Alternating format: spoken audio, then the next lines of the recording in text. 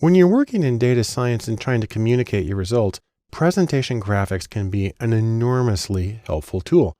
Think of it this way. You are trying to paint a picture for the benefit of your client. Now, when you're working with graphics, there can be a couple of different goals. It depends on what kind of graphics you're working with. There's the general category of exploratory graphics. These are ones that you are using as the analyst. And for exploratory graphics, you need speed and responsiveness. And so you get very simple graphics. This is a base histogram in R, and they can get a little more sophisticated. And this is done in ggplot, and then you can break it down in a couple of histograms, or you can make it a different way, or make them see-through, or split them apart into small multiples. But in each case, this is done for the benefit of you as the analyst understanding the data. These are quick, they're effective. Now, they're not very well labeled, and they're usually for your insight, and then you do other things as a result of that. On the other hand, presentation graphics, which are for the benefit of your client, those need clarity and they need a narrative flow. Now, let me talk about each of those characteristics very briefly. Clarity versus distraction. There are things that can go wrong in graphics. Number one is colors. Colors can actually be a problem. Also, three-dimensional or false third dimensions are nearly always a distraction. One that gets a little touchy for some people is interaction. We think of interactive graphics as really cool, great things to have, but you run the risk of people getting distracted by the interaction and start playing around with it, going like, ooh, I press here, it does that. And that distracts from the message. So actually, it may be important to not have interaction. And then the same thing is true of animation. Flat static graphics can often be more informative because they have fewer distractions in them. Let me give you a quick example of how not to do things. Now, this is a chart that I made. I made it in Excel, and I did it based on some of the mistakes I've seen in graphics submitted to me when I teach. And I guarantee you everything in here I have seen in real life, just not necessarily combined all at once. Let's zoom in on this a little bit so we can see the full badness of this graphic. And let's see what's going on here. We've got a scale here that starts at 8, goes to 28%, and is tiny.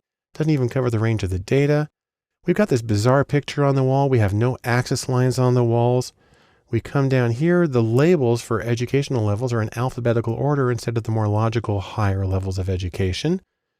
Then we've got the data represented as cones, which are difficult to read and compare.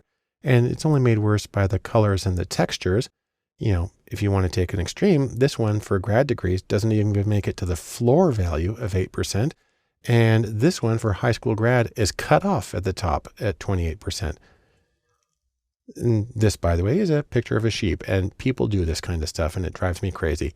If you want to see a better chart with the exact same data, this is it right here. It's a straight bar chart. It's flat. It's as simple. It's as clean as possible. And this is better in many ways. Most effective here is that it communicates clearly. There's no distractions. It's a logical flow. This is going to get the point across so much faster. And I can give you another example of it.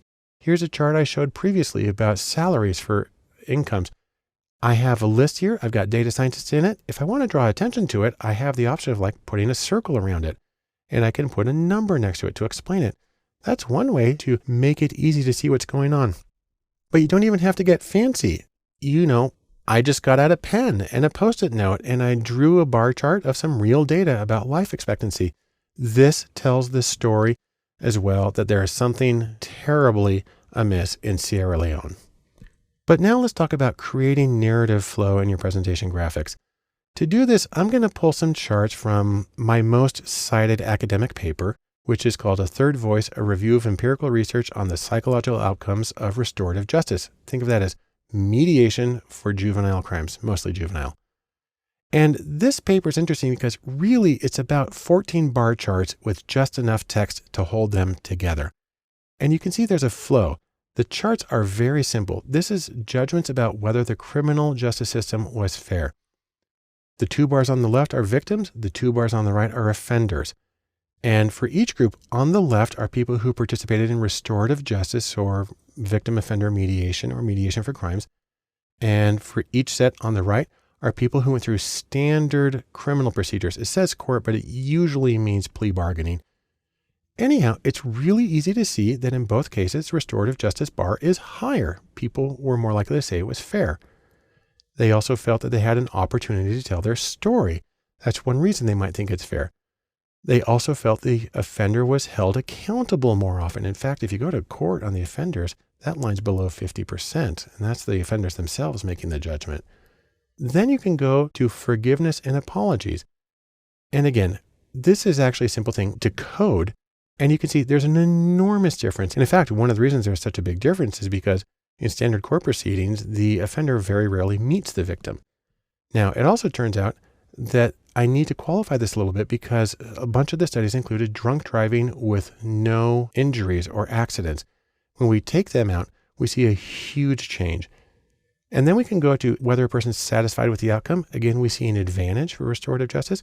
Whether the victim is still upset about the crime, now the bars are a little different. And whether they're afraid of re-victimization, that's over a 2-to-1 difference. And then finally, recidivism for offenders or reoffending. And you see a big difference there.